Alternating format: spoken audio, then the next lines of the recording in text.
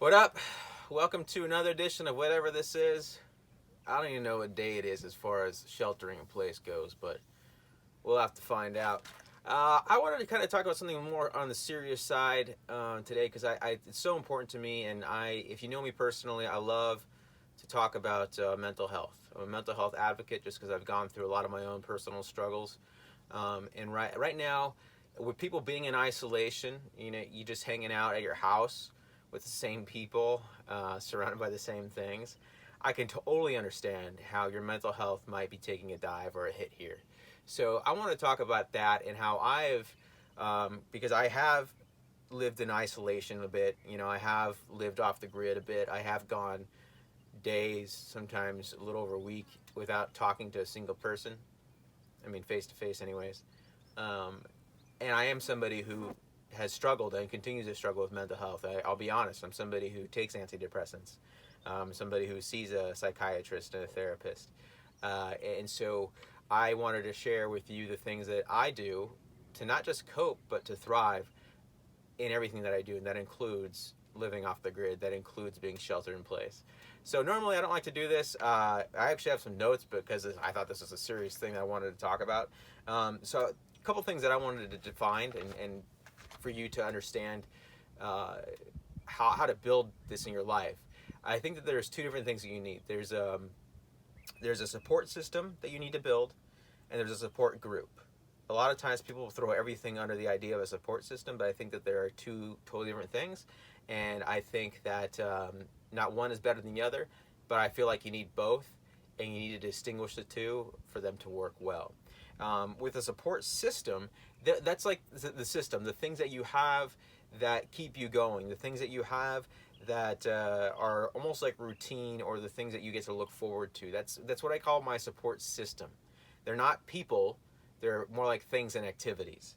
So one of those things, I know that a lot of people they find joy and satisfaction in cleaning.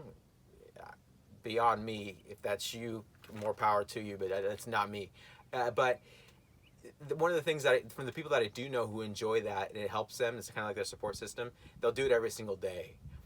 I would say right now, with where we're at, don't do that every day. Make it part of a routine. Like for me, Friday is my cleaning day, which is today. So I'm going to go and clean things and make sure everything's scrubbed down and it's pristine. It's going to be nice. And every Friday, I know, or throughout the week, I know that that's coming. And that's part of my support system. It's something that I have on the calendar that I look forward to in a way. It's something where I know I'm going to be productive. And that kind of brings me to my next point: is having something to look forward to is so key in everything that you do. When we take people out on backpacking trips, one of the things that I always tell them is, hey, the trip's over. Yeah, it was fun. Plan out another one. Get that on your calendar. Otherwise, you find that you're kind of depressed because you're like, I don't know when the next thing is. I don't really know. But put it on the calendar, and you'll find that it's so huge. So having things planned out that you get to look forward to is amazing and is a game changer. And that's what you need to be doing right now. So say, hey, Friday, that's cleaning day. The other thing for me that I've been looking forward to today, if all this week, was I decided earlier this week is I'm gonna have a barbecue. Obviously, I'm not having friends over because we're sheltered in place, but I'm having a barbecue. I'm looking forward to it all week. I got my barbecue right here, okay, and I got some burgers and some sausages and some macaroni and cheese that I'll be having tonight, and I've been looking forward to that. So that's also part of my support system. Other things part of my support system are exercise. I love exercising, even though it doesn't always show. I love exercising, and it does help with your mental health. Right now, I know all gyms are closed, but hey, you can still go for a run. Just stay away from people. You could use things like resistance bands. These are great. This is what I use outside. They're very helpful. You can always do triceps off of the side of your couch, or tricep dips. All kinds of things. Just get 20 minutes of exercise in and watch how that changes your support system and how amazing that is. And the other thing too you can do for your support system is mindfulness. There's plenty of apps for this. I totally recommend getting an app because it's an introduction to mindfulness, how to do that, how to, just get rid of all the crap and nonsense and chaos in your mind and to really tune in with what's around you. It's a big game changer. So I recommend all of those things for your support system. Now your support group is needed as well. So your support group, that's people. That's the people that you know. That's people you normally interact with. And right now, I know that we're not really interacting with each other. We're not going out and grabbing coffee together. We're not going to the bar. We're not doing anything. We're not going to the park. We're not playing frisbee. If that's you playing frisbee, shout out to you.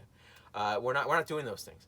So right now your support system is still key in your life. It's just going to take some modification to make it work for you. So with the support system right now, what you need to be doing is to reach out to others for the sole purpose of encouraging each other. I think sometimes we get this mixed up. We think I'm going to reach out to others and I'm going to share in their misery. We're going to be miserable together and we will suffer through this coronavirus thing together. No, don't think of it that way at all. Think of it this way. Hey, I'm going to reach out to so-and-so so that way we can encourage one another. There's a difference. And it's going to make a huge difference on your mental health. If you walk into it suffering versus encouragement, you're going to come out of it still with suffering versus encouraged. So you got to think of it that way and keep it that way.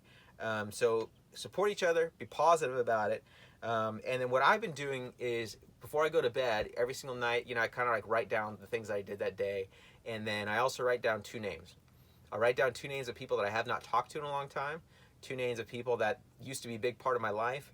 And, life happens, things happen, people go separate ways. But what I do with those 2 names is the next day I reach out to them just via text, just, hey, how you doing? How are things going? Give me an update. What's going on in your life? And not everybody replies, but I will say as far as my support system goes, that helps. It helps me to know that I am trying to help to encourage somebody else. And when they do reply and we do engage in conversation, my support system has now grown. And the thing that we have to do during this time is we have to be transparent and vulnerable. We can't be hiding behind the walls that we normally hide behind. We can't be wearing the masks right now. I mean, we're supposed to be, actually, no pun intended, but you are supposed to be wearing a mask now, according to everybody. But we can't be putting on the mask and acting like everything's totally cool. Like, my life is fantastic. My life is amazing. We've seen enough of that on social media. We know that your life is amazing according to your photos. But let's be real with each other and be transparent and watch, and let's see where that goes. Because now what ends up happening is your support system becomes a real working support system because they know what's going on in your life and you know what's going on in their lives. So be real with one another. Mental health is something I take very seriously, and so that's why I had notes for this. I really wanted to talk about this, and I really hope that this has helped you in one way or another, or maybe you need to pass this information on to somebody else. But hey, stay safe. Stay connected to each other. Just don't hang out, and reach out and build a support system and build a support group and watch what it does for your mental health here in isolation. All right, guys, hope you have a wonderful weekend. I'll catch you on Monday or Tuesday.